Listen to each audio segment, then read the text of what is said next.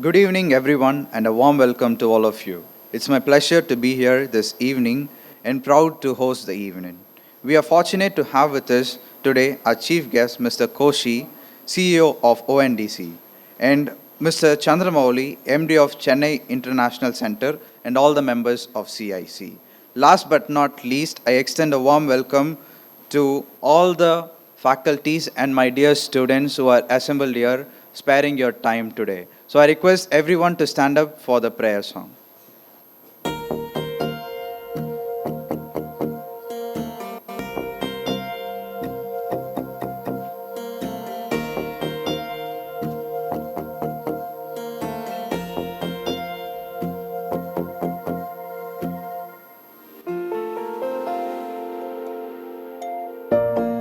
You are my strength when I am weak. You are the treasure that I seek.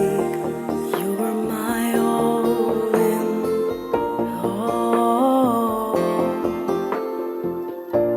Seeking you as a precious jewel, Lord, to give up I'd be a fool. You are my all in all.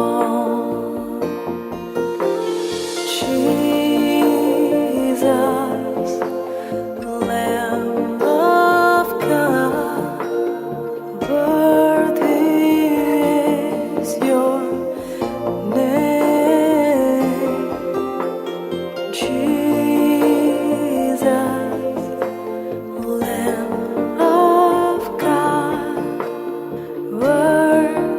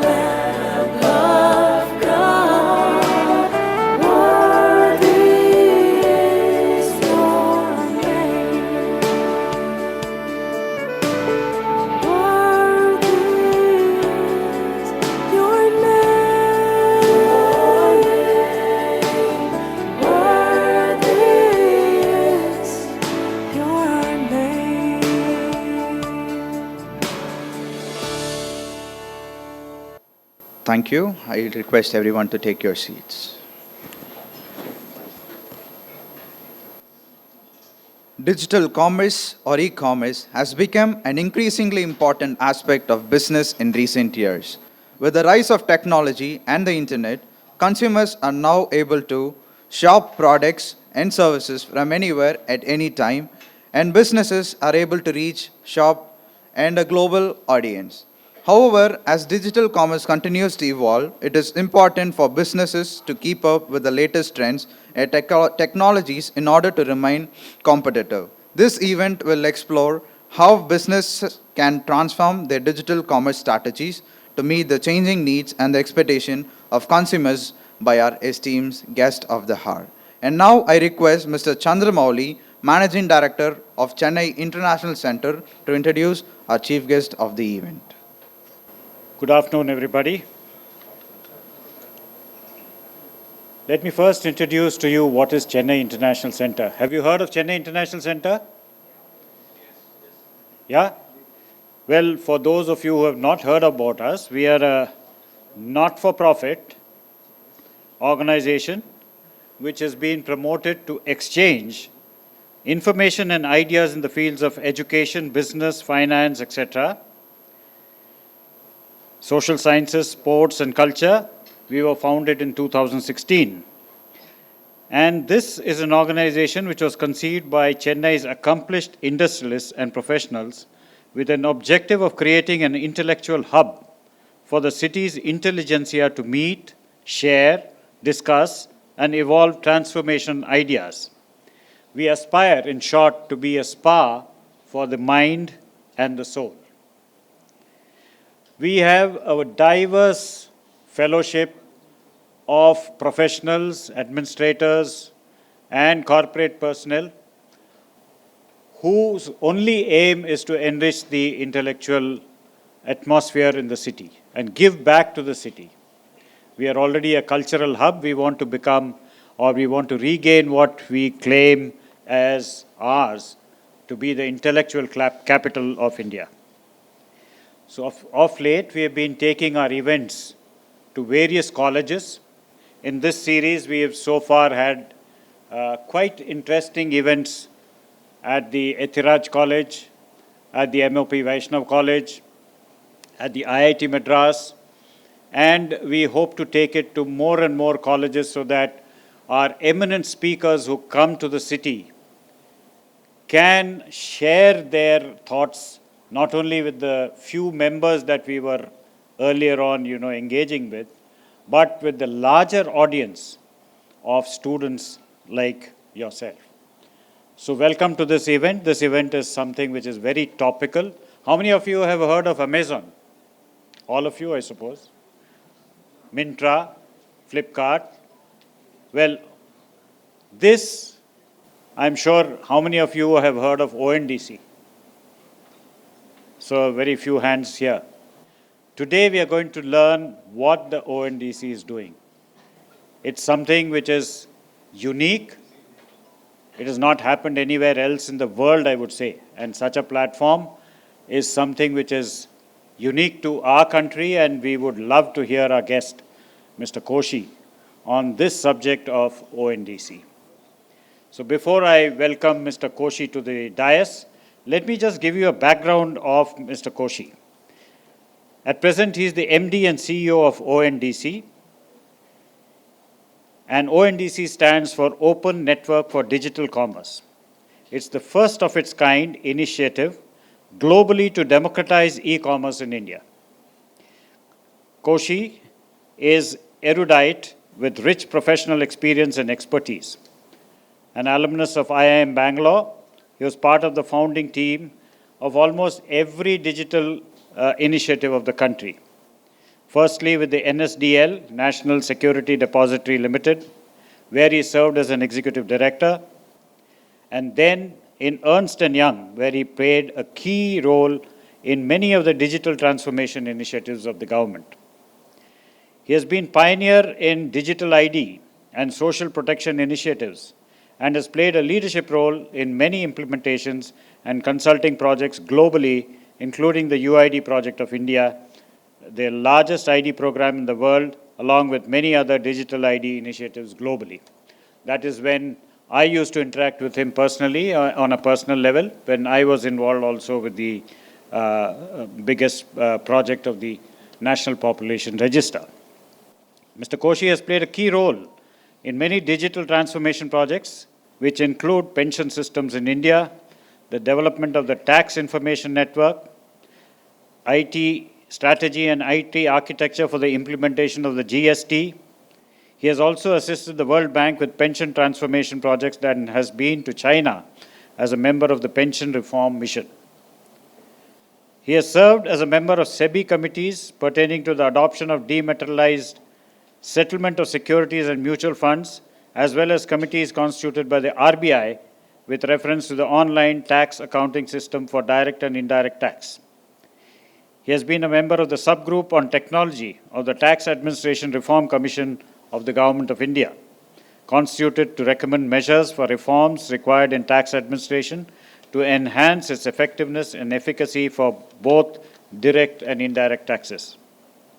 He has played a significant role in several e-government initiatives, including UID, Expenditure Information Network, Project Platinum for the development of a legal and IT framework for the Ministry of Urban Development, Guaranteed Land Title, the Common Data Repository for the Insurance Sector, the e-stamping initiative, and the automation of the VAT functions in a few Indian states. I have great pleasure in welcoming Mr. Koshy to the stage. The stage is all yours now, sir. Please give him a big hand.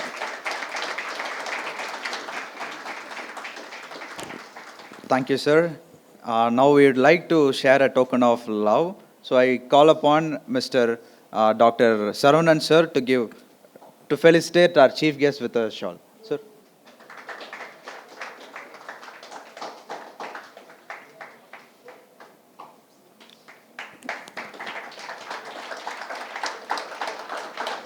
And would also like to call on stage Dr.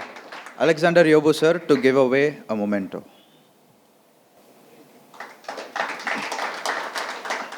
Thank you, sir. Now it's time to hear from our esteemed guest of the day, Mr. Koshy, and it's now your time, sir. Good evening and thanks for my friend Chandramouli, and many other friends are here, but he's the one who convinced me that I should come in here, and I'm very happy to be here. So I see that we have a mixture of very senior professionals, businessmen, and a lot of students. So it's like a completely diverse crowd. So what I'll do is I'll try to give the big picture of what we are attempting to do. You heard the idea being introduced as a first time in the world initiative in our country.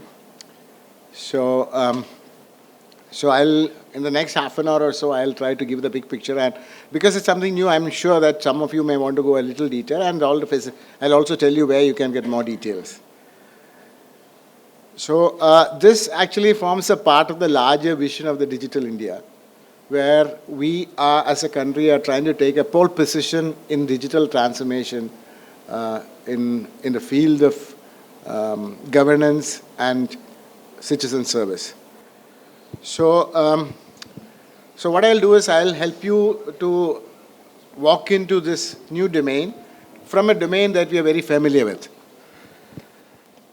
Now, I can see some gray hairs like mine, which and we remember the time when the idea of internet started with TCP/IP, which made wide area network a possibility. That means computer from one location, one continent could talk to somebody else. But when it started, while TCP/IP enabled this transaction, but it was a geeks domain. Only like students of engineering and IIT and who could play around with gophers and some very cool tools. Cool tools could actually use that. So, but then later there's a gentleman came called Tim Berners-Lee. I know some of you would have heard this name in thing, and some may not have. He's the one who developed what we all know as HTTP. And when he created HTTP, it was the beginning of what we call the World Wide Web. And that is what made internet very ubiquitous for anybody to use very, very conveniently. He made a very dramatic decision in his life, which is actually a major contribution to the world. He said, let this be a public good.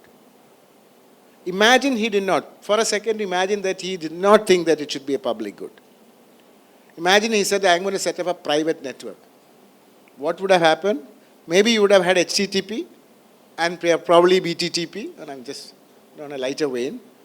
And all of us might have been accessing, paying probably 50 rupees, 100 rupees a month to access the net. And he would have been a multi-trillionaire.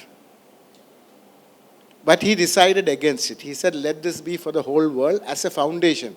Let knowledge sharing happen on the top of it. So everybody started building what we all call the web pages. So beauty of such an open foundation is that everybody talks the same language. And if I want to create a website called koshy.com, what I need to do is only to create a web page using HTML page. I don't have to worry whether I have to go and set it up in this data center or that data center. I don't have to adjust anything for any data centers. Today I could be in SIFI, tomorrow I could be in somewhere else. And I also no need to worry, say, should I go and, how will anybody read? Should I go and register with Chrome? Should I go and register with Edge? Should I go and register with Mozilla? No such questions. Create a web page and put it out there. And any browser that can read a web HTML page can read my page. So it is completely open and democratic. Everybody has equal opportunity. If I believe that my traffic is going to be very, very high, and if I make the content relevant to a broad cross-section of people, more people will come. If mine is relevant only 100 people, only 100 people will come. So what drives is not whether I am registered with Chrome or Mozilla or anything. What drives is, what do I have to offer? If what I offer is relevant for more people will look into it. So I have the opportunity, equal opportunity. Or if you create another called Loyola.com, I have the same opportunity as Loyola.com or CIC.com. But what drives the traffic is the relevance of that. I can decide that it's only meant to be Malayalis of Kerala, or probably Malayalis living in Delhi. Then I need to only put so much of capacity for my, storage and anything. I need to buy only that, and I can still sustain.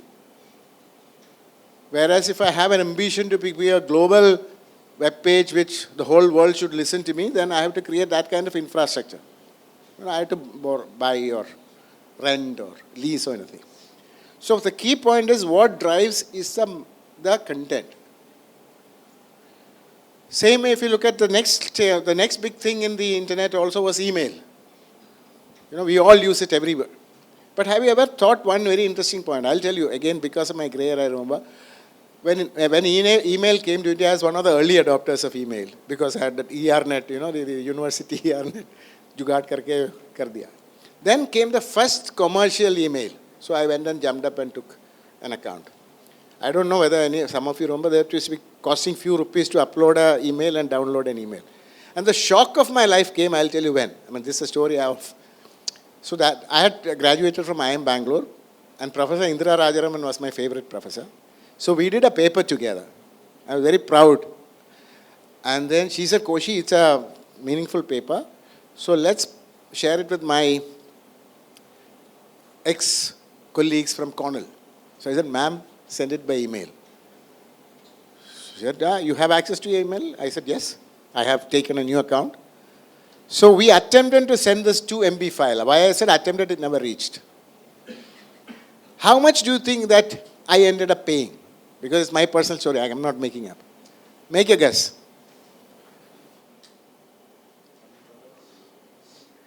More, guess. I paid 20,000 rupees. it was a shock of my life. But it never reached there, that's a beauty. But then the idea of SMTP came, Hotmail came. Those days, Hotmail is not yet hot. It was not just there. I'm talking about before Hotmail time. So what did SMTP do? It says you can have, like Google, Gmail can have its own functionality, very proprietary, it's fine. You could have Loyola.com, your own email server, completely proprietary, it's fine. But so long as you are able to use SMTP as a protocol, it can talk to anybody else. That's how it started as information sharing. But when it came to,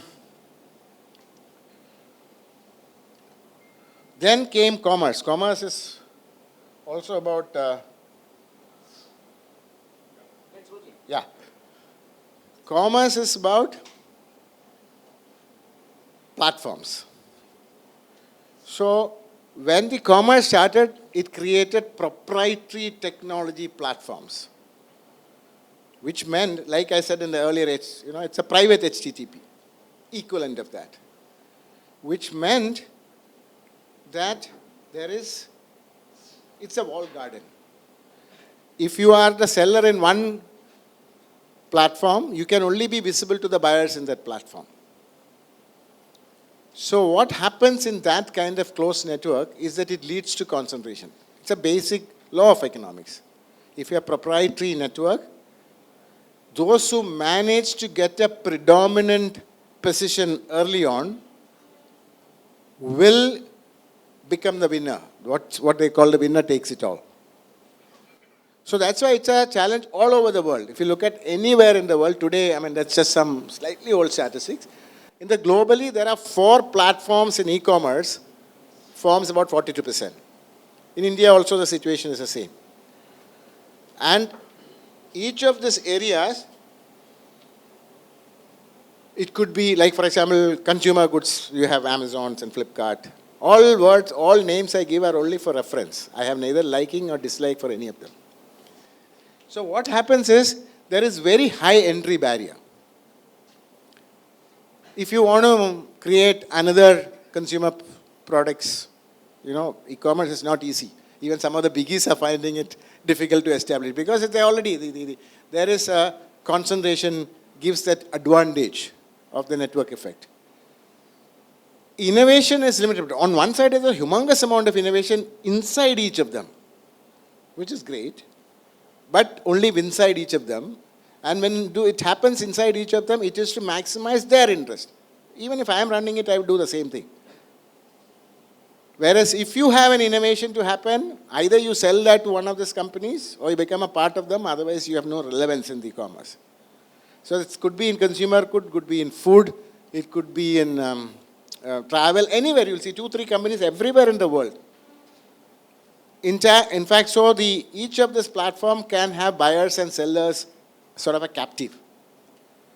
In fact, the strategy of any of this platform, even if I am starting one, the strategy, I have a very cynical way of saying, is that drug the buyer and pimp the seller. If I can get a large buyer base who's completely loyal to me, so I can throw it from my shareholders' money, all kinds of, I can make them the most unreasonable buyers. Once they become my loyal, then on behalf of them, I become the single buyer to the industry. What the economists call monopsony. They are able to have significant squeezing power. And for these platforms, what actually drives them is that they will rather prefer few large brands, because then they can extract larger rents from them. I mean, that's how anybody would set it up. I mean, there's nothing right and wrong, that's opportunity. And they will be able to prosper in that. So that's why you'll see in any of them, tell me, in any of them, you will not see anything more than 2 or 3. That's a nature. In fact, that's a nature in the world. Nothing, it's not just in India, it's anywhere in the world. In fact, the whole world is struggling with this challenge. If you look at how it's happening in the Americans are struggling, same issue. And in fact, President Biden, when he became the president, he brought that lady called Lina Khan as the chairperson of the Federal Trade Commission with a mandate, go and show something about this big tech concentration. So they developed a draft act called America Innovation and Choice Online Act, which they were hoping to enact last year, but $150 million of lobby made sure that doesn't happen. So it will take some time along the line, it may happen, but it will take its own journey. The Europeans also are looking at the same thing to attract it through regulation. So they call it Digital Market Access Act. Why I'm sharing with you, you can all go and download it and see. You will see a lot of nice detailed narrative of the challenges, plus, minus, all of them. They also said the problem definition is same. Market concentration leading to what they call gatekeepers who have significant influence on the industry in general and significantly harmful for small industries in particular. So they're again trying to address it through regulation. The Chinese said, forget all this regulation, I'll just take control. Jack Ma, you sit at home, I'll tell them how to run. So essentially they took a control approach. India decided to use the approach of technology and markets with enabling policy. That's the whole idea of ONDC. We attempted that in a simple, in the fashion, UPI was an attempt in the same direction. But when UPI was introduced, we were trying to address the issue of digitization of financial transactions, which is a developing country problem. So everybody said, India is doing something to do, is trying to do it, let them see what's happening. But today UPI is recognized one of the globally best transaction system, financial transaction, digital transaction system. That's why I remember having a lot of discussion that time with, I was in a way indirectly involved with the people in the financial sector. They said, we are doing about 250 million transactions digitally, the wallet and all up together. And in 3 years' time, Koshy, it will become 500 to 600. What more can you expect? What more growth can you expect? But the idea of the open network came, and you know how much it happens today. Today it does, in a month, about 8 billion transactions. And it's growing day by day, and it is being rated to do 1 billion transactions a day. Today, I think India financial transaction, globally, about 40% of the transactions happen in India. 41%. Yeah. So it's because of this particular reason. So this is the same idea we are attempting in the digital segment too. So what was happening is that, like I said, India attempted an approach of what we call digital public good. So this previous slide, I'm not going too much into detail, is the variety of digital public good. UPI is a digital public good. Aadhaar is a digital public good. The CoWIN is a digital public good. And this is again, you can see that all over. The idea is like, I have a narrative on this one. It's like if you look at the world, the Mother Earth has 7 continents. And whenever a new continent was discovered, what was the approach? We created East India companies. Correct? Essentially, it was a business venture of businessman in a smart way. And their primary interest was to maximize the interest of the shareholders. So in this 8th continent that we are all collectively making the digital continent, that's the same idea. We have few large monoliths who are primarily driving the interest of the shareholders. Whereas we decided as a country, like I said earlier, we will create the digital rails as a foundation.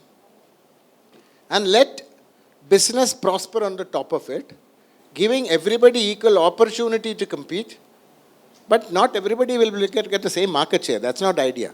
It's not socialism. It's equal opportunity to compete. So that's the whole idea. So let's see, let me just explain the fundamentals of how it works. What you see on the left side is the current platform approach. To make it simple, I only looked at the seller side interaction and the buyer side. See, in any commercial town, any transaction, there are many building blocks. You need to interact with the sellers, you need to interact with the buyers, you need to have payment, you need to have warehousing, you need to have logistics, all of them. But I just made in a simple model of seller and buyer. Currently, there are platforms, let's say A, B, and C. There could be sellers on platform A who are visible only to the buyers in platform A. And so on and so forth. That's what you see on the left side. if you want to be as visible to both buyers in both, let's say, platform A and B, you need to have systems, processes, compliance, everything that is suitable for each of this platform. And they could be significantly divergent. It's not like the case of our information sharing, where if you create an HTML page, it's visible to everybody. It's not. Okay? And that becomes the challenge. That's why it becomes concentrated. So what we are trying, in a simple sense, what ONDC is attempting to do is two fundamental structural changes. In the commerce, can we unbundle the building blocks? And can we create a common language? A language that will make it interoperable,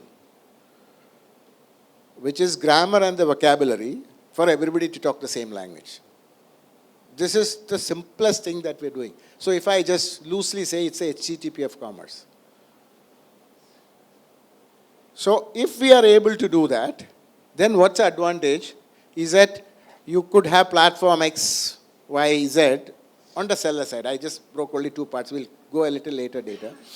So if you are a seller in platform X, S1 or S2, you are visible to all the buyers on the platforms on the buy side. You don't have to create each of them. Doesn't matter. So you are creating a pool on this side, all C1 to 6, all the consumers become a uniform pool available to everybody. It's not anybody's private property. This pool is there for everybody. So, and now if you let your things, see, that is why I said, you should have to break your mental models. You know, even when I talk to anywhere, we are being so tuned in platform thinking, so everything will only from the view of platform.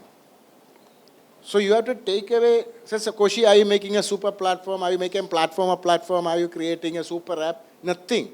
I'm enabling a network. So what ONDC fundamentally create is nothing but a protocol. Which is, if you say, it's like we are creating the music sheet. We are a choreographer. The world, the business has to dance. We are only giving them the tune. There's no central system. There's no central app. There's no called ONDC app like Amazon app or Flipkart app. We are enabling this in the middle, a protocol, which makes everybody talk to each other. Now let's look at the buyer side and the seller side, how it can impact. Just some examples of the business impact. Is that, so there, I'll take the example of a big guy and a small guy. Today, if you look at, there are banks, telcos, fintech, who all have consumers, digital consumers for their line of business. Imagine you are a bank or a telco. You have a digital consumers. Do you have any ways of giving digital commerce for them? Yes, of course. You can go and list all the sellers. How many sellers will you do? That's not your strength. You'll say, I can't do this. Imagine Kotak Bank wants to bring all the sellers. They will be dead, no? How many? And the sellers will say, how many places I can come and integrate? I don't want to do that. Now, like I said, if all the sellers will come there later, if all the sellers make their catalog visible using this ONDC protocol through some platform or the other, suddenly for any buying platform, it becomes a uniform set of sellers there. So now, let's say HDFC Bank can say that I have premium customers, so I will help my premium customers to buy what is relevant for them. Paytm may say that I have Janta as a customers, I will give them an interface to buy the stuff. Everybody has the same set of access to the sellers. Or somebody can even survive as a very small platform. Let's say some smart IIT Madras graduates say that I'm going to create a platform to help the non-resident Tamilians to buy things relevant in their culture. So when the Pongal comes, they'll say in Delhi, this is where you can go and get your Pongal puja stuff. And that's when I'll help you to buy a veshti. Don't wear always Lacoste t-shirts. That is good. But their loyalty is to the buyers, not to the sellers. They have no sellers giving them. Otherwise, if you look at, if they have a conflict of interest, They will rather say, who is giving me maximum, advertisement? For them, I will promote. So large brands will give maximum advertisement, so they will promote that. So they have no incentive to encourage small or do any business. Now this becomes suddenly possible on the buyer side. Similarly, on the seller side also, if you look at, let's say somebody here could essentially create a platform for, let's say, Tirupur garment manufacturers or Kanchipuram silk weavers. For them, if they decide to do, in the current way, at the end of it, you can go and say, I can help you digitize. He'll say, how can I sell? Oh, that you go to Amazon or Flipkart. Because there's no other way. If you want to create your own website, some of them try to do D2C, it's a humongously costly exercise. But I can give you streamlining, okay, fine. Whereas now if they go and say, I'll create you a portal, I'll make your catalog visible in this network. Now Paytms and PhonePays and Kotak Bank and SBI and Samudaya and everybody will come and search you out. Then suddenly it becomes relevant. And they can make it, they can say, now that you are digitally visible, I'll also help you with efficiency. I can give you market intelligence. One more challenge in this form is that they have all the information. They don't share it with anything with the seller. They have all the market intelligence. Now, in that model, this is nothing but a virtual thing. So these people have all the information with respect to their sales, not somebody else's sales. So they become digitally empowered and information-wise also empowered. So that's how the system will change. So you would see a large number of seller platforms could come. So now the seller can come onto the network broadly two ways. One is they can create their catalog digitally, like ONDC protocol compliant. Protocol is a public, there's no cost to that. It's like, I want to create a Koshy.com, I can make my own HTML page. Or I can use WordPress. There'll be a lot of standard solutions available. So you would see a lot of nice, smart startups giving you standard solutions. Or somebody will say, I'm too small, I can't, do all what is needed. So let there be an aggregator who will create a common, for my kind of business, I'll go to an aggregator. If I just give you a couple of examples from this part. Samudaya is aggregator coming from this part of the country. They're saying that they will help the small sellers to use this common infrastructure to be visible. There was another one called GoFrugal. They used to be a POS provider for grocery stores. They're saying that now I'm going to make this POS is point of supply, the software. They said I'm going to make it ONDC compliant.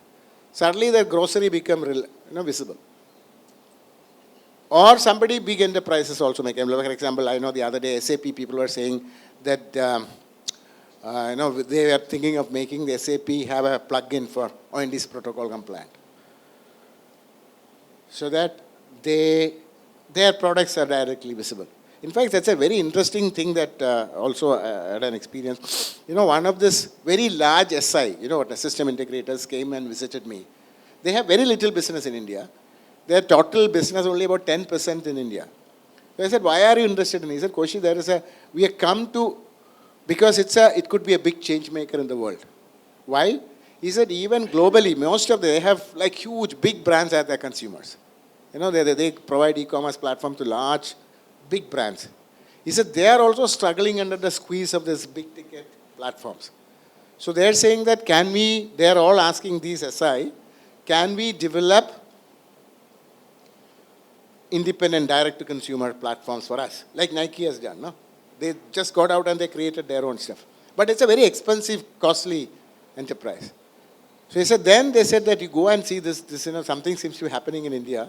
Go and help our brands in India for our operations in India. And if it works out, we can think about making it larger. So these are the kind of possible changes. So essentially the commerce will significantly undergo change. So I said about the buy and sell. Imagine, again, imagine like, the cake makers from Bandra. I came from Bombay. I'd been in Bombay sometime. You get nice cakes there. the aunties from Bandra will make nice cake. Today they're selling to their friends around. Let's say that now that I've gone to Delhi, I like the cake. Today, if she wants to make it visible, it's practically I'll have to call up and say, "Thoda bhej do." Somebody. Tomorrow, if she makes herself visible, the beauty is these are all unbundled. So this is only not the buyer sell. Logistics is an unbundled service. Shadowfax and Shiprocket, they've all come and become their offering. So in this side, let's assume that this is the Bandra seller auntie. I have come from and put an order. So she can say, "Oh yeah, I have no connectivity." So she will just, there will be another logistics seller here. This system will just talk to them. Seamlessly, he will not do nothing. Seamlessly, they will arrange and do the thing and get it delivered. So, but that could be a one cake sending to Delhi, an expensive affair. So essentially say that there seems to be a lot of business, so I'm going to do in the Christmas time, I will send a bulk. Probably I'll get Gati to take the bulk. And probably what could be, that somebody could give warehouse as a service. So only for that period of time, I don't need a long-term contract. Then I will do a local, hyper-local delivery for the local, so that I'm able to. So I'm saying these are the possible innovations that shapes up. Okay, and I already seen, these are all starting, people are only experimenting. In fact, what I'll do is I'll just show you something that some people have attempted.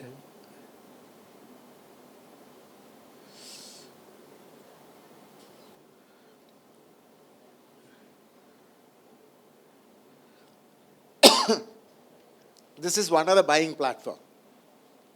Okay. So today, why I took it as an example is that there is a small SHG in Maharashtra. They call Azol. Okay. So what they have done is, I'll tell you what they have. Now they earlier, in fact, why I took the example is because this consortium was created by somebody whom I know. So I asked her. So what she did is, she is helping the small SHGs in that region to brand. So they created a brand, packaging, etc. But those ladies don't know how to do all of them. Because she comes from a very successful corporate background, she said, I'll help to build a brand for you. And she said she already started selling it in Amazon. So, you know how much, so I asked her, how much do you sell through the network? She said, I sell about 5 lakh worth every month through this platform. Other than that, she has a total some 40, 50 lakhs. It all goes to this community. She doesn't take any money. So I said, for selling in this platform, how much does it cost? She said, it cost me 5 lakh. So my turnover 5 lakh, my expenditure 5 lakh. I said, why are you spending? Is it 100% commission? No. Commission's 25, 30%, whatever it is. Then they'll say that, if you want to be visible, there is promotion available. If you are not in promotion, nobody will come and look at me. I will go on the 300th page. So if I want to come on the page, I have to be a part of the promotion. But because he's small. Whereas this may make sense to a big brand like, let's say, HUL or Lacoste or somebody. So what she is able to, whereas in this one, what she's able to, I'm just telling her what if. Now she started creating, this is her, advertisement she does in the LinkedIn. Look what she has done. She said this Mahua Laddu. So she doesn't have to pay any money to anybody. These are all the buying platform. You can see My Store, Paytm and all of them. She creates a deep link. And she put that in her own LinkedIn and Twitter and Instagram and everywhere. So when the advantage is that when you go and click, I'm just showing you the power that comes to the brand. I just click here. It is taking straight into that brand. She doesn't pay anything to this buying application. She has a direct access now to that store to being visible. So she can probably, that's one innovation. I'm just sharing with you the people innovation. So what is possible, what is making this whole thing possible is an open network makes innovation and specialization the driver. And it gives the handle of innovation onto the innovator, not somebody who is sort of controlling everything because they have deep pockets. So that is the transformation that is happening, possible to happen. We just started. Like I said, we are only a few months old. You want to ask if it's, when probably I may answer it later, but anyway. So one question is, if the platforms were locked, why will they hop onto ONDC? If the platforms are? So in the previous example, the platform, you know, Okay. So why will they ever come? Okay. I mean, natural question. Imagine, I mean, see, these are, now it is a theory. Okay, but it will, I'm very sure it will happen. Like, initially the big guys won't come. If you remember when UPI started, I mean, I'll tell the name because it's history. The two biggest people who are objecting, one, I'll give you the example from the private sector and the public sector. Private sector, it was Paytm. Because they are very big in their wallet business. And in the public sector, it was SBI. Because they were very big in there. But today, they are the biggest beneficiaries. What could happen is, let's say I'm just making, let's say this is an existing platform, anybody. Let's say they have 100 million clients. So if and when the ONDC platform will become bigger, this is 1 billion customers. So imagine you are a seller, one. He will sell, unless you make myself visible to 1 billion, why should I come be only there with you? Unless you are running a boutique shop. So it will become a compulsion. The beauty is the architecture forces this compulsion. They can, of course, decide not to be there. But it is to, in long term, it is not to their interest. that leads me to the second question. Yeah. That is what is going to happen. Why don't we do away with the platform? Which platform? Why should, I mean, let them market. Why should what the government come and say, Band karo? Then? So it's like this, right? Today we are saying, unless this becomes 1 billion, they will not jump. It may happen. I mean, look at this. No, you are again making an assumption. They will not wait till one. They will see where the writing is the ball.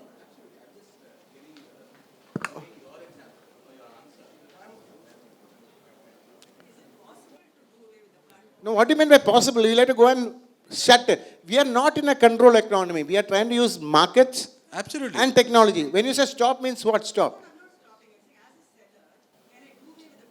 Yeah, who's preventing you? When you have more, so you will come and say that I don't want to be here, I'll come and be here. So, This is your choice. Nobody is forcing you. In fact, many of the sellers who come there, yeah, we'll ask the question like many of the buyers who are coming there are actually now in both the boats. I'm waiting for, because in fact, I'll tell you, innovation is interesting. You might have seen, you go last day, one of this, I think this My Store fellow, he said, if I am a seller in Amazon, I can upload my catalog. So this fellow came and said he created a utility. He says, you download your catalogs, okay, and I will give you a utility to just convert into ONDC protocol. Like I'll say, I'll create a web, word page, I'll make it an HTML page. He says, I'll download, and in fact, he started advertising. I was very impressed by him. So now many early stages, what will I, supposing you are a seller, for example, the Azul which I showed, she is there in Amazon and she is here. It is not, it's a very marginal cost. As and when this gets built up, same thing happened to UPI also. No? If you remember 6 years ago, this is how everybody said. In fact, we used to go there and say, nobody wanted to take UPI. I remember it. For 6 months, in fact, the finance minister inaugurated it. Also same only. Yeah. Because everybody thought HR was doing something. I had tough time to convince my employees to go for Correct. So this is any large trans, if you have the right architecture and you have the right set of people trying to build it, it will succeed. But it won't happen. There's no abracadabra. It takes time. People have to get used to it. The best example I always tell, I remember reading in a history book, when Tata introduced electricity in Bombay, it's the first commercial electricity company, he had surplus capacity because he had to go and tell the industrialist, it's a cheaper energy. But they also had to make change because till then, they were all working on steam engines where the energy supply coming from the steam engines was all horizontally organized. The whole factory layout was meant for horizontal transformation of energy. But electricity, motor can be fixed anywhere. So eventually it took time for people to figure out change of factory structures. Will somebody believe that you have to go and market? That's how any transformation happened. In fact, again, since there are a lot of students and I love storytelling, one of my friends was working in AT&T. So he gave me a very interesting old archive from there. So after Graham Bell created this idea of telephone, he went to, that time the largest company was Western Union, Telegraph. It is a board minutes. And the board minutes was so sarcastic about the possibility of telephone. In the last line said, if you know that Graham Bell was slightly deaf, probably he can use this technology to improve his hearing. But Western Union is not there anymore. So this is how in fact, as I told you, like I had the opportunity to be associated with some of them. I remember when the DMAT happened in 1996, sir will remember. And nobody thought that it will not happen. In fact, that time people, my colleagues said, Koshy, even when you retire, it will not happen. Because in India, the context, like we had no connectivity. Today, connectivity is taken for granted. There was no connectivity. NSE and NSGL together created a VSAT network. And in capital market trading, you need to have instant transformation. Instant. But we have to work. But because of and there again said, how much can it happen? Do you know in Harshad Mehta time, what was the peak trade that used to happen in our country? 400 crores. Today, the peak trade is 150,000 crore plus. Those days with 400 crore in the physical world, on an average, about 25% used to have some trouble or the other. If you had 25% trouble in 150,000 crore, you'll be dead. But digital traceability changed the whole world. You know, what was what was the BSC card price? Because it was a closed club. At 400 crore turnover, a BSC card used to cost 4 crore. In 1991-92, a BSC card, if I had to buy from an existing member, it used to cost me because it's a closed club. But today, will anybody think? SEBI has even today it is there in their existing role, there is a maximum, the whole brokerage used to be so high, there is an upper limit on the brokerage of 2.5%. It is still there in the SEBI guidelines. Will anybody dare to put 2.5% in brokerage? The recent Siroda is saying that I can do, but he grew up so well. That's why, sir, if you get the right architecture in place and let the entrepreneurial mindset to freely work, it will build up. You don't need controls. That's what China said, I will tell them what to do. They said, and the pure regulation you will never be able to do. How much will you do? 10 lakh ka 4 baar fine karega. Koi farak padega? Nothing happens.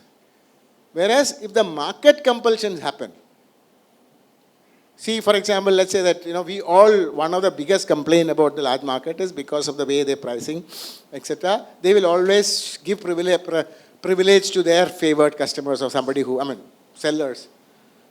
How much can you control? Even today, we all know, but can you do anything? Because only if you go here, also here, it's the same. Whereas when there is significant amount of competition, all working on the same seller population, the market, if he tries to do any acting smart, he will come and say, Dekho, if in his eyes it's all, it's a market that will try much better. That's the point I'm saying. Okay, so so if you really look at, in fact, one of the things that is really making it possible, because in any transaction you have payment on one side and goods on the other side. So UPI made the digital payment seamless, interoperable, and ONDC is trying to look at digital commerce. So if I tell you what does ONDC do? If you look at this rectangle is the current e-commerce platforms. They have the buyer interface, seller interface, everything is a black box. What we just broke the black box and made everybody free. So in a strict sense, we just created the protocol. But we said that we need to do something more because it's a cold start. So we essentially see 3 roles. One, a developmental role. The development role has 2 parts. One is to get the basic protocol in place, which is the whole protocol part. Second is again to help the larger base of sellers and buyers get used to the idea of protocol. Give them training, education, because while it gives everybody equal opportunity, it doesn't give everybody do not have the equal capability. So you need to help them. So we have this huge role of helping small enterprises, etc., giving them SDKs, kit, work with, I mean, we can't afford everything, so work with SIDBI. In fact, why I gave you the example of Kanchipuram is, like SIDBI said that we are going to help the Kanchipuram weavers. Today, Kanchipuram weavers, you go and Nalli, you will pay, Nalli will buy from the same weaver. Supposing I can buy from the same weaver. In fact, they, as a POC, it's already doing 8 Kanchipuram weavers are already in the net. You can actually go and check any of them and you'll get that very nice Kanchipuram saree at much better prices. And it is, so what SIDBI has done is he helping, so he initially brought 7 weavers and they said they're going to create a whole infrastructure to develop. You know, for them the weavers is not just about, they know how to make the sarees, but they don't even know how to create an invoice. They don't even know how to create a shipping label. They need help. So all those things, so we act as a catalyst work with SIDBI, NABARD, like FPOs. You know, big guys will come, for example, HUL has come directly, they don't need any help. And there again, it will make a very big difference. For example, look at, so somebody will say, oh, HUL, big guys will come, all the small kirana will die. It will not. Because it doesn't make sense. They also realize that empowering the small business makes sense. I'm just giving an example, not that it has already happened. We're talking to somebody. Let's imagine HUL has Dove soap, correct now? So they have 2 options. One, they can arrange the distributor or some dark stores to come and deliver. You know, with a guy on a bike. It's inexpensive. Or you can imagine all the kirana buyers, kirana sellers empowered. So, and in fact, they can even do it. It's not yet happened. We are talking to people how to make it happen. Imagine that when the Dove soap advertisement come, they can create a QR code. And anywhere in the country, whoever uses one of this buying application to scan the QR code should be able to pick up the nearest kirana guy and say that, hey, he's available. Press button, yes. His son will come and deliver. So that's a kind of change that's happening. So if I just say we started, another 5 minutes and I'll say where we are and how we are going. Because this is, like I said, we are only a choreographer. We are making others dance. So, but to show that it can dance. So what we started in last April, we started with 5 buying platforms. 5 selling platform, 1 buying platform.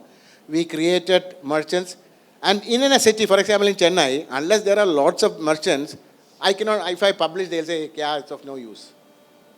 But whereas for a merchant, they have friends and relatives who are already buying. So we started by having few merchants in 5 cities to show it works. And then I want to say it works in different parts of the country. So 5 cities today become 226 cities. And network participant today, there are 46 of them, 12 buying platforms and so on and so forth. And we started with, what we did is few merchants. In December, we had 800 merchants. Today, we have 30,000 merchants in the and gradually, in fact, in 2-3 months ago, we said, like in Bangalore, let it be open. You know, we feel confident there are about 8,000 merchants are in Bangalore city. In Bangalore, I think in Chennai has about few hundred cities. And if we go to Paytm, you can actually buy a lot of these things. Only thing we have not started publicizing because merchants are still few. We started with food and grocery, and now everybody else is, all the other domains are coming. In fact, the funny thing is we are enabling everybody, some based on the individual initiative as well as what will drive faster, the demand. It may trigger faster. You know, the fastest growth happened, even we didn't expect. You know where it happened, the fastest growth, and only in 2 cities, fastest growth happened in mobility. We have 2 one in Cochin and 1 in Bangalore. Many other cities are working. They do something like 28,000 rides a day. And there are 50,000. In Cochin, it's a taxi, guys. All the taxi unions, irrespective of CIT, UI, TC, everybody all together because it helps them. Because they realize in Bangalore, it's of auto, guys. Namayatri. It's a auto people. And now tomorrow, what will happen is Namayatri tomorrow it will be available in Paytm. Sellers are all there. You don't need to, for Paytm, PhonePe, everybody can make it visible for the buyer. Because somebody has taken the effort of getting the seller there. Probably tomorrow somebody in Chennai may come and say, in fact, the beauty is that the person, the guy who brought the Namayatri is a company called JustPay. I'm sure many of you know JustPay. He says that let there be more people doing that. So what he did is he created a whole SDK kit and made it open, free. Anybody can take it and work on it. Since some of the other states, some of the smart entrepreneurs, young entrepreneurs are doing. So this is how it is growing. Like I said, we are very, very happy about the speed in which it is happening. So if anybody wants to do like I was just saying, So the effort of building ONDC will to lead the way in shaping the future of digital commerce globally. So if you want to know more, see, I already told you the big picture. I'm only doing. I'll take questions, but I'm just making one more thing that every Tuesday we do a business briefing. You know, if anybody who want to know, they can come listen, and there's a technical briefing. So with this, you can see a lot of things. You know, you can actually act on it. At this point of it, it's only a big idea. Thank you.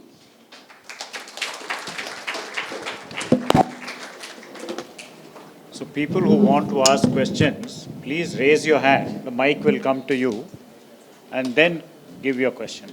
Let it be a question, not a comment. Mic, please.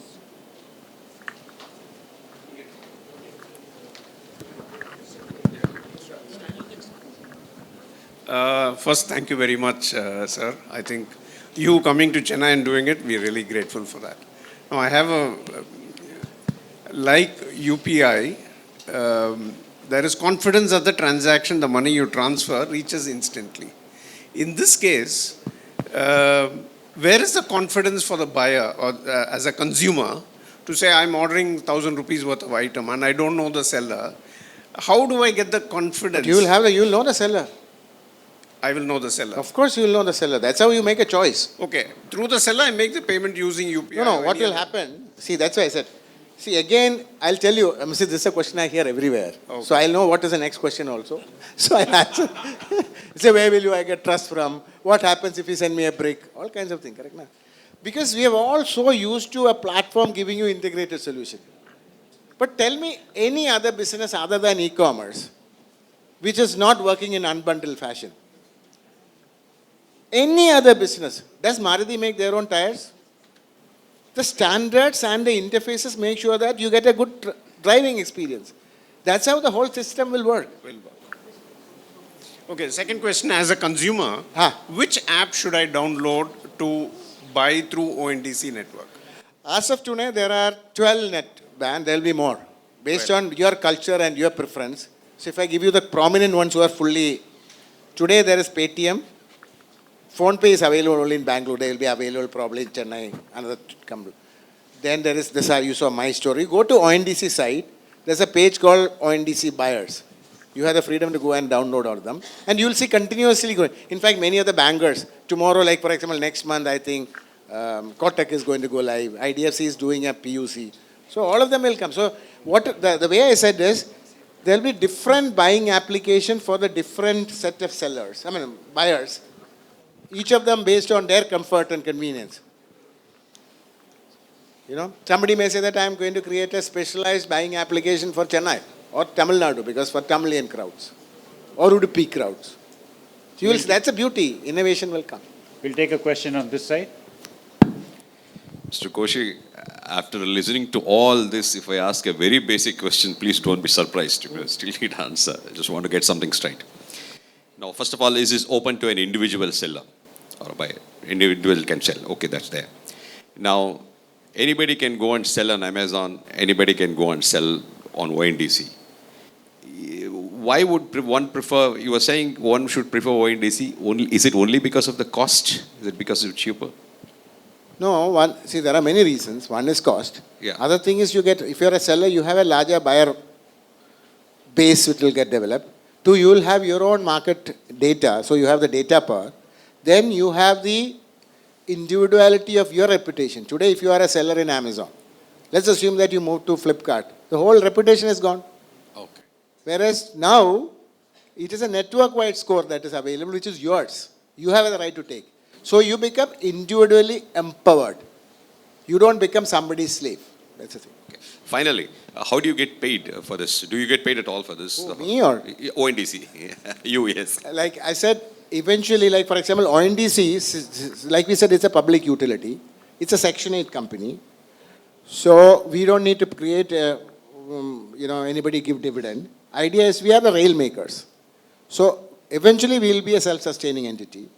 But compared to the kind of margins that is being charged probably, and since we have to only create, we don't have to create any infrastructure. We may have some few basis points, maybe 1% or something, eventually after a couple of years. Now, today we are, see if you look at everybody together, who are the people who invested, all the banks, financial institutions. They said if it all becomes stronger and foundation, it benefits everybody. For example, I'm just giving you one example. Why is bankers interested? Humongous possibility for credit, no? Today, if I want to get credit, the only thing against which I can credit is my asset. And all people find it difficult to find. Unless I have physical asset, I can't get credit. Tomorrow, if you have more digital transaction available, your working capital finance will be against flow. Insurance companies will say that against every transaction to give trust, I will give a sachetized insurance, 5 rupees, so that if something gets lost in the way, the seller doesn't lose and the buyer doesn't lose. So these are the possibilities. So you're talking about transformation of commerce. Shall we just bundle a few questions together? Oh, yes.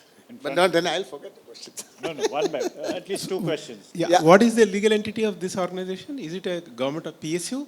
No, so the way government decided, it's a private company with a public purpose. Why call it private companies? To get the flexibility and agility.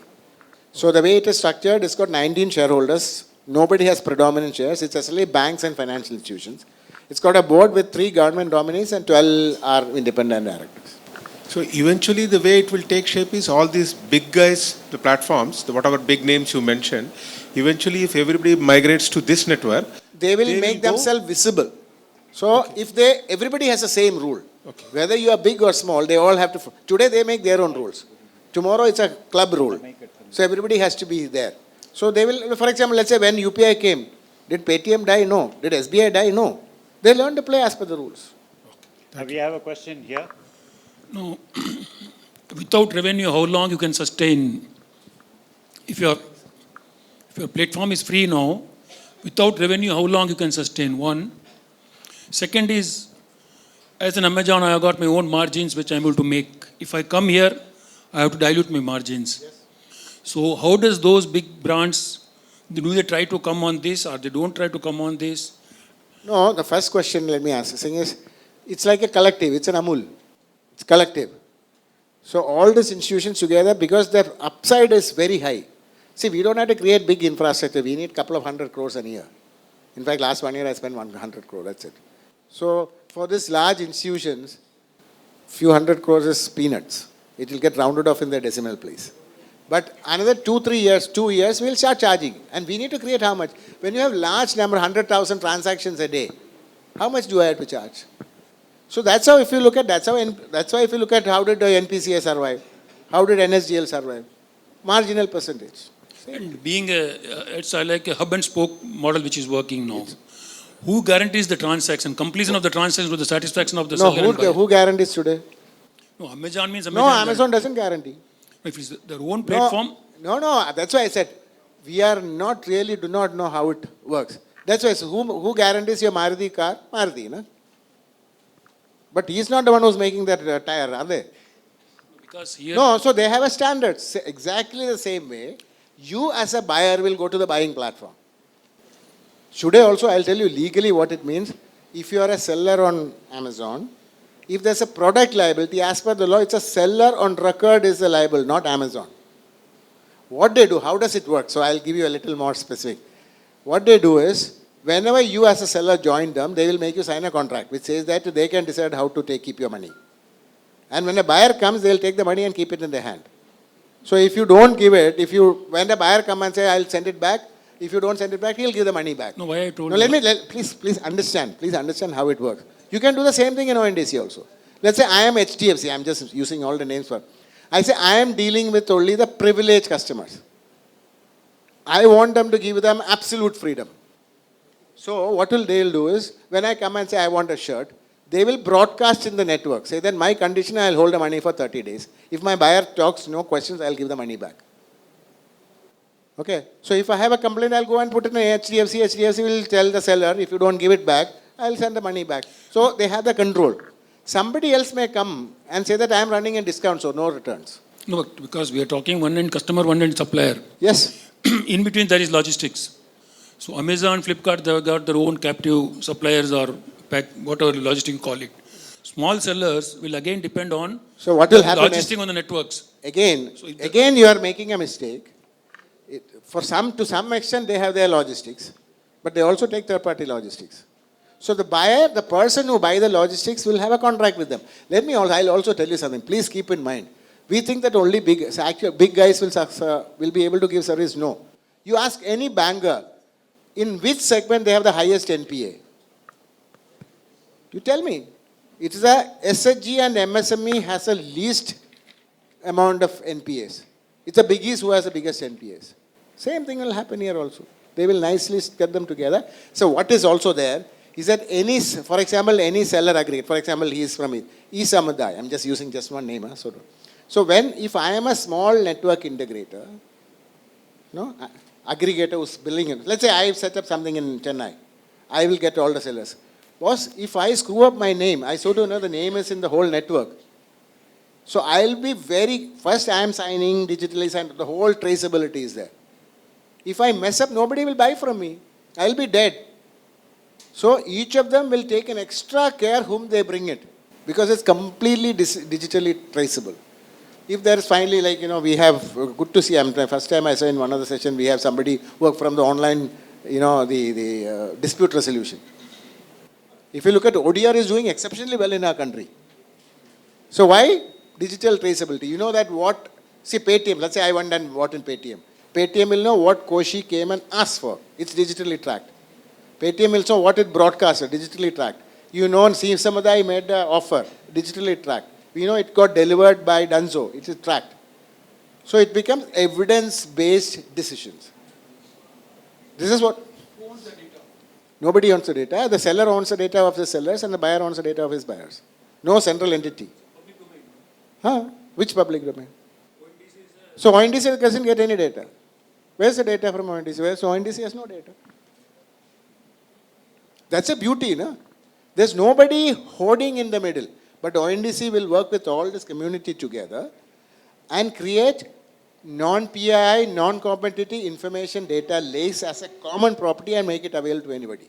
So ONDC will never see any transaction. No transaction go through ONDC. There's a question here. Yeah, you said that Amazon takes 30% and I didn't say that. Or you gave the example of... I gave example of one particular 5 case. lakhs and then spending 5 lakhs, which is often a complaint that the month in which you're high in Swiggy, you spend so much on promotion, the month you make the greatest losses. What in your design prevents that same thing from happening? Because competition, the biggest difference is... No, your buyer P, Q and R could be an Amazon, has got a grip on the customer. Why will have that customer? That is because you think, that is because there is no alternative. Tomorrow, if I'm not such an idiot as a buyer, forget ONDC, I'll look at where I'm getting the best one. No, but the fact remains that so Amazon for example, offers me a service today. What service? That service is the guarantee, that assurance of... They are not... Because of those contracts. No, these contracts are there in digitally also. These equal contracts are here. So, that's why, let us be very realistic. What happens is, imagine a country with no hotels. Taj Hotel comes and set up and they think the only way to run a hotel is to 5-star. You know what's the penetration of e-commerce in our country? We are all users. What's the penetration? 6%. Sellers, 2%. Because it is meant for you and me. So it's like, if you look at the credit card, you have Amex card, I'm sure you might be having an Amex card. You are the privileged. You are the Amex card guy. You are very different from the Paytm guy. You are very different from the Visa guy. So there will be different set of buyer. If you look at the larger market, there are different kinds of sellers offering different SLAs with different product quality and different kinds of buyers who want that. So Amex guy will always go to Amex. But it doesn't make sense for me to go to Amex because I don't have that kind of wherewithal. So I go to Visa. So the guy on the street will go to Paytm. You didn't answer his question, which is it feels like this network is setting up for people to be taken for a ride. And I didn't see enough protections. And if you say reputation is not a protection.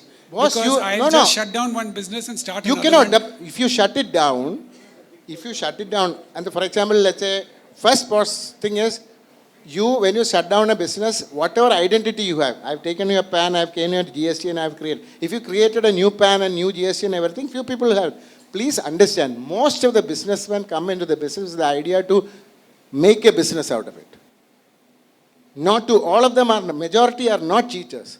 We have to have a mechanism to find these cheaters. But they are a minority. You're coming to assume that every businessman is a cheater. There are many businessmen here. You're creating the anonymity of the internet, No anonymity. which encourages There cheating. is no anonymity. Please, again, you're again coming to jump into conclusion. There's no anonymity. The seller, any seller network participant has to, I do a due diligence on him. Every seller aggregator, ask him, every seller he onboards onto his seller platform, he does a full due diligence. And if there are, let's assume that, I'm just trying to give an example, if I find that he as a seller platform has 1,000 complaints, out of which 300 going into ODR, I'll kick him out of the network. For me, kicking out is a 1-second job, just taking him out of the registry. If you look at that's how the capital market changed. When we used to have, when it was physical, non-traceable, 25% of 400 crore every day used to be in a trouble. Today we do 150,000 crore of transaction with so many of these people, which practically, even now they're once in a while. Once in a while there will be one Satyam happening. But the probability, digital traceability and the checks and balance reduce the possibility. That's how any system grows. We have a Good evening. I feel like, let me start it with a comment because they said no comments, but the comment will lead to the question, at least in what I see. But I feel like part of the reason why we have e-commerce platforms or anything to do with digital commerce is to provide accessibility, because we have remote technology which it can be accessed through. But in a country like India, like we have each tribe speaking one languages. Like when in such a situation, when we want two parties to communicate, how can an India-specific platform actually... One is, there's no platform here, it's a network. No, it's not pertinent and again, to ONDC. For example, I'm just saying, what could happen is probably, I'll give you two possibilities. One is that somebody will say, I'm only doing for my Tamil Nadu crowd, so they will talk in Tamil. Okay. Second thing is what will also happen now. That is a whole thing. No? For example, we have a capital market working. Tamilians also buy share market. Kashmiris also do. Why? Protocols enabled. What would also happen, a lot of innovation happening in Indic languages. I'm just giving you an example how it will grow. For example, against each product there will be a product code. Okay, it will all have, like for the Tamil buying application, when you say HT, it will pick up HT and convert that to the equivalent code and send it. So the guy who's setting in Trivandrum, they may not know the word HT, but they get the code, so they will offer it. So these are I just gave you one simple example. This is how innovation and the whole world runs. So it is possible. That is why these kind of networks enable the possibility of such innovation. Thank you, sir. There's a question from the lady there. Yeah, I had a question on the regulatory environment. So to enable ONDC, did India change some regulatory framework to make this possible? And what is your wish list in terms of what is the ideal regulatory environment for this to be nurtured and grow? And my last question comes a little bit out of that. Do you see ONDC actually become internationally usable for trade across borders? Okay, so in fact, first question I'll attempt to answer. In fact, Chandramouli might be a better person to answer. Look at any of the sector, how it grows. Normally, business starts first and regulation comes later. If you look at, we had a capital market 150 years old before SEBI came into being. We had a pension years before PFRDA became an act.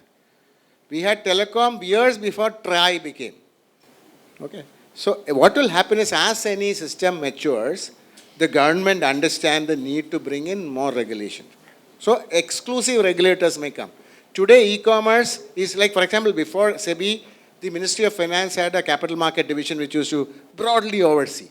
Today, Ministry of Commerce with the e-commerce policy is there, Consumer Protection Act is there, all of them will be there. Eventually, I'm just hoping that one day, like the Telecom Regulatory Authority came, it is a possibility that the regulator will come exclusively of e-commerce, which is possible. But till now, there is, for example, Information Technology Act is there, Consumer Protection Act is there, e-commerce policy is there. All of them collectively do enforcement of business. Okay, so maybe sometime you may have an exclusive because it becomes so big. Today, what's the penetration? 5% buyer side, 2% seller side. So it may happen. Then the second thing is, we definitely doing, for example, UPI being adopted globally now. Singapore already has gone, UAE is doing, French is already signed up. So it is possible it may get an international adoption. Already some Singapore companies and some, in fact next week some French delegation is coming to look at it. What we have taken a decision is this whole protocol. The protocol is nothing but intellectual property, We have called it what we call CC&D, Creative Commons Non-Derivative. Because there's no software even, it's nothing but intellectual property. So it says CC&D, Creative Commons Non-Derivative Licensing. What it means is everybody has the freedom to take it and do whatever they want, so long as they give credit. So let's say Americans decide to use this one, I'm not saying they will do, they have to only give. So it's free, it's there in public domain. If they want our service, they will pay us. If they don't want our service, they will not. So, but what I believe is that if we get it right as a country, if collectively all together, at the end of it, it's the community. It's a success is not on ONDC, success is on all of you. If we creatively make it a success, like UPI becoming adopted, it might get adopted. Yeah, it's like, let's start one step at a time. Question from here, please. Koshy, the lead time for something like this is much higher than any other project, since it's the first time it's being done, right? To get out all the bugs. I'll take you the other way. No. But technically, mostly it's done. It could be the other way around because we already have some, like we proved it UPI when it might happen. UPI took 3 years, it may happen in 2.5 years. We don't know. One last question. Since the government is part of it, can it be misused by the government? In what way? Well, like... there's no central data. No, like the Prime Minister's photograph or in every vaccine certificate or whatever it is. I don't know how they can... That is because, if you look at that as a platform, This is a network which is also... No, for example, let's say Samuday is a company. Will he say that if we put up a 500 picture, he'll say, get lost, if he likes it. Probably if he is a very strong believer of the party, he may say yes. So that's a beauty. This is a network. It's like you're asking everybody who creates a website, can we dictate terms for everybody who creates a website? We can't. It's happening in media. No, media is again, because it's open. Let's not go into politics. Sir. Question here. Yeah, please. No, why should we be there? The stores will be there. If somebody creates an buying application in Google, it will be in Play Store. If they're buying application in Apple, they may be in Apple Store. Somebody may make it available, dump it in my site also. It's free. It is possible. There's a question here. Sir, using UPI, you democratize the payments. Yeah. Similarly, with ONDC, you are going to democratize the commerce. Yeah. So my question is, who will benefit out of this? Which fintech will benefit? The country will benefit. No fintech will benefit. It could be fintech, it could be telecom, it could be bankers, it could be entrepreneurs. Out of 600-700 who's under integrating, 60% of them are startups. Okay. So within fintech, suppose my question is, if he is having a buyer side application, seller side application, and also account aggregator and account aggregator is different. Just don't brush everything. Account aggregator cannot run a buying. See, for example, the rules in this country, for example, payment application cannot run e-commerce. So please also understand there are rules and structures we have put in checks and balances in the country. One question which has been nagging in my mind, I am sure that it will be nagging in the mind of others also. Will some of the existing players like Amazon, Flipkart, and all those Paytms and all these characters, will they be shrinking in size and then slowly shutting their one bun? It's like saying that it's like saying because of UPI has Visa stopped, has Amex stopped? No. It's you're talking about it expands the market. It's not that everybody will have their relevance. The moment they become irrelevant, they will die. For example, I may say that, we are those privileged people. Now we will say, I'll only buy from Amazon. It's fine. They may also change their own business models. They may realize that they will rather have a larger pie than small percentage. No, I meant to understand that all these Ubers and Olas of the day will still be there since cows come home. We don't know. Bhagavan ko malum hai. But my point is, if they do not adjust themselves, please don't think as everybody is not static. The guys sitting there are also smart people like you and me. They will also realign their business. If they don't realign, I remember when I set up the depository. They were if I just give you two examples, there was one small broker in one corner of Kerala called Geojit Securities. Geojit Securities. Today, they are one of the largest retail. Many of the big guys died. But all big guys didn't die. So that's how smarter ones will realign itself. That's how the world works. We all believe that everything else is static. No. So we have a question here. I think the last two questions. One from you, please. Yeah. As I see it, ONDC has today lakhs of buyers and sellers at either end going to talk to each other and do the business. And it's going to be more than tens of lakhs in the future. My question is specific to such of those government organizations who are also commercial entities. Specifically, this case is of, say, railways who are actually retailing tickets. Yeah. Or for that matter, IRCTC, which is... In fact, I'm talking to IRCTC, I told them to come as a buying platform. As ex-director of IRCTC. No, so I'm discussing with their MD, telling them, please come as a buying platform. In fact, so therefore, there the situation is that a lot of tourism services, which are intangibles to a larger extent, don't have the exposure of too many buyers, are not able to really access that, they really don't know where to go. Can it happen on ONDC?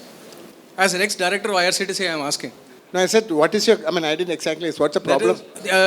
These services, can they be reflected into ONDC, tourism services? Yes, of course. All, like financial product. See, so the way I am expecting, any service or product which is catalogable. It is. Which will become, or if they make the catalog ONDC protocol compliant, it will be there. So today, if you look at, everybody has a website, no? Absolutely. It will become as ubiquitous as that. So I have a very dramatic way of saying, e-commerce as we see today will become irrelevant.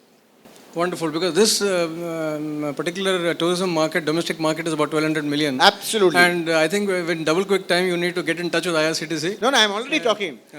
As a founder director, you don't know the things. In a large enterprises, it don't move so fast. Yes. So there's a very critical issue here because but they will move. They may be large, but they're doing retailing business. Yes, I know. It's very critical and very in fact, important. We had 3 meetings already. Oh, wonderful. Okay. I'm hoping that they will go live soon. Right. That's a great. In fact, same with GEM. Fair enough. Same is happening with the GEM also. As also many other industrial goods which the railways are actually selling, which need to be actually, they need an exposure. Otherwise, it's going to be in fact, everybody is these days, in fact, I was just surprised today, I got an invite from IRFC. They're having some conference on logistics. They asked me to come and speak there. That means they're...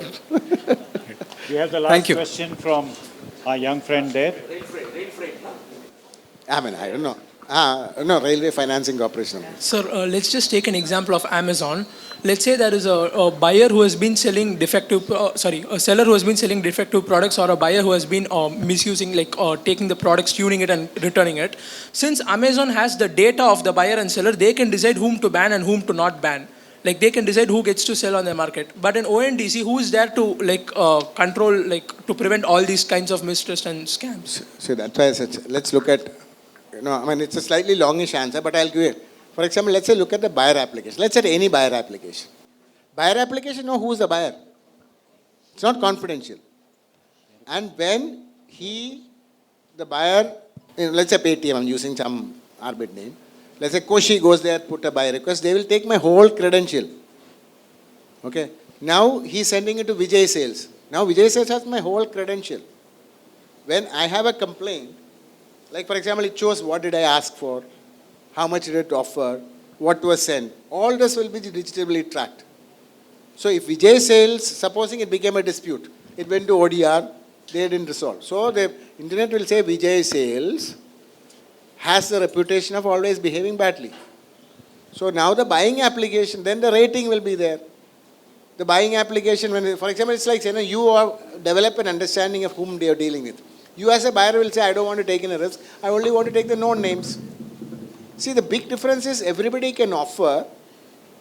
Nobody has a compulsion. Today, if I have registered as a seller in any platform, I have no right to, once I given the thing is, the offer is there. So that's the way it is. How does a physical market work today? See, this is, the distant marketing is not for e-commerce. Catalog sale was happening for hundreds of years. How did it happen? There is checks and balance and all these things will happen. It is just that the model that we are familiar, that got successful in the world, is a closed network. So we think only closed network can work. So in ONDC, it's the discretion of the sellers the buyers need to be aware of what they are getting. Of course. Everywhere. In everything. If I just give you, without giving the name of the large platform, I again will tell you. See, I am a very active user of digital commerce of existing platform, more than me, my wife. Okay. Whenever I buy soap, cheap, all of them, like, immediately if I don't like it, I'll get. But if you take a non-standard item, they'll say, please talk to the seller. Because finally, seller on record legally is responsible. Please understand. Thank you, sir. Very compelling question. Then we'll take one. Otherwise, we can take it offline with Mr. Koshy. Yeah? So, let's end this very active session. I'm sure many of our young friends who are here, who are going to become entrepreneurs, who are going to be either users of digital commerce or they're going to be sellers on the digital commerce, would have learned some new concepts today. So basically they're just setting the field which is going to be democratic for everyone. It's not going to be the play of just large monopolistic organizations which control the entire space, where different people can come and get exposed, different buyers, different sellers, all of them exposed to each other. And that's the platform which Mr. Koshy is trying to erect. And I'm sure we'll all wish him success in his venture. He has been kind enough to come down at our request from Delhi. So one more round, please, to Mr. Koshy for that. And we hope when we see you next time on this platform, your ONDC would have become universal, ubiquitous like a UPI or even beyond our national boundaries. Thank you very much for coming down. It's a pleasure. And it is my pleasant duty to also thank my alma mater. 40 years back, I also studied here in Loyola. So it's good to be back here. Thanks to Father for agreeing to have this here. And we'll bring more and more such events whenever you're interested. We'll get eminent people to come and address not only the Commerce Department, but other departments of Loyola College. So thank you, Loyola College, for making this event happen.